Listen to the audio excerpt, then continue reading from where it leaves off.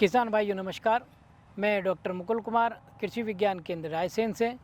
आज हम बात करेंगे आगामी रबी सीजन के लिए लहसुन और धनिया की उन्नत उत्पादन तकनीक के बारे में।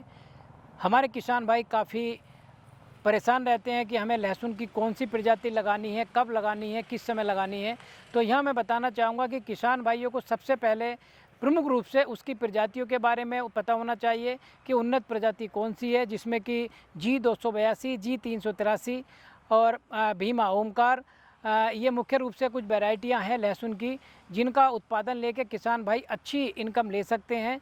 और उसके लिए 15 अक्टूबर से 15 नवंबर का समय एक उपयुक्त होता है।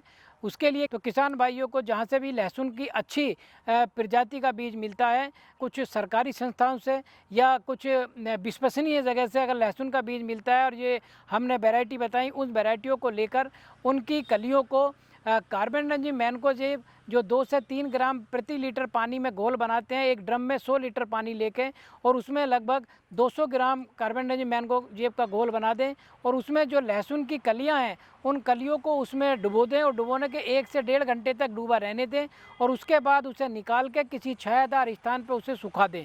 और सुखाने के बाद किसान भाइयों को मुख्य रूप से पता होना चाहिए कि लहसुन, प्याज, धनिया, मूली, इन सारी सब्जियों में हमारी जड़ गलन की समस्या आती है या मिट्टी में जो फफूंद आता है उस मिट्टी से समस्या आती है। उसे नियंत्रित करने के लिए हम ट्राइकोडर्मा वायरिडी पाउडर जो हमारा 4 से 5 ग्राम प्रति किलो बीज को उपचारित करते हैं। साथ ही साथ जो हम उस मुख्य खेत में गोबर की खाद डालते हैं उसमें 1 से 1.5 कुंटल गोबर की खाद में 1 से 1.5 किलो ट्राइकोडर्मा वायरिडी पाउडर को मिला के मिक्स करके 15 दिन के लिए छायादार स्थान पर डालते हैं और उसके बाद जिस खेत में हमें लहसुन की या धनिया की बुआई करनी है उस खेत में हम डाल देते हैं। तो इसी प्रकार से हम धनिया की बात करते हैं तो धनिया में भी हमारी जो मुख्य प्रजातियां जो हमारे भारतीय कृषि अनुसंधान परिषद ने निकाली हैं उसमें अर्का ईसा वैरायटी, पूसा सदाबहार और पूसा पीत वैरायटी, ये मुख्य रूप से वैरायटी जो हमारे पूरे साल उगाई जाती हैं और धनिया की अच्छी खुशबूदार वैरायटी रहती हैं। इन वैरायटियों का उपयोग करके आप जो है अपने खेत को एक हरा भरा बना के और अच्छी इनकम ले सकते हैं। लहसुन के केस में हमारे किसान भाइयों को उठी हुई बेड पे ही लहसुन लगाना है, लगभग 10 से 15 सेंटीमीटर उठी हुई बेड पे लगाना है और 10 से 15 सेंटीमीटर एक पौधे से दूसरे पौधे की दूरी रखते हुए और एक लाइन से दूसरे लाइन की 30 सेंटीमीटर दूरी रखते हुए उसे आपको रोपाई करनी है।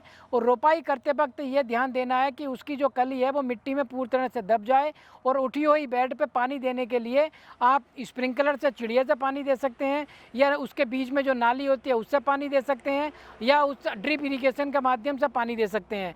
और धनिया की बात हम करें तो धनिया में जो बीज होता है उस बीज को फोड़ने के पश्चात ही बीज की बुवाई करते हैं ताकि उसका अच्छे से अंकुरण हो, अच्छे से जर्मिनेशन हो। अगर आपने बीज धनिया का नहीं फोड़ा है तो उसमें बीज की मात्रा बहुत लगती है, उसका अंकुरण बहुत कम होता है। इसीलिए बीज के 2 टुकड़ों में करके धनिया को लगाना है। और धनिया के रूप में अगर हम अच्छी प्रजाति को लेते हैं तो सिंचित वाले इलाके में 10 से 15 किलो बीज प्रति हेक्टेयर लगता है और जो असिंचित है वो 20 से 25 किलो बीज प्रति हेक्टेयर लगता है। साथ ही साथ लहसुन की बात अगर हम करें तो लहसुन में 4 से 5 कुंटल बीज लहसुन का प्रति हेक्टेयर लगता है। यहाँ पर किसान भाइयों को सलाह दी जाती है कि किसान भाई जो लहसुन की कलियाँ हैं उन कलियों को खोलते वक्त ये ध्यान देने की ज़रूरत है कि वो कलियाँ आपस में टूटे ना या उसकी कलियों को कहीं वो डैमेज ना हो। और उसको तोड़ने के बाद बड़े आराम से उसके पानी उपचारित करते हैं। उपचारित करने के बाद छायादार स्थान पर सुखाने के बाद उसको हम लगाते हैं। तो किसान भाई इस तरीके से अगर अपनी खेती को पहले से देखभाल करके उगाते हैं तो वो अच्छी इनकम, अच्छी आमदनी उससे वो प्राप्त कर सकते हैं। धन्यवाद।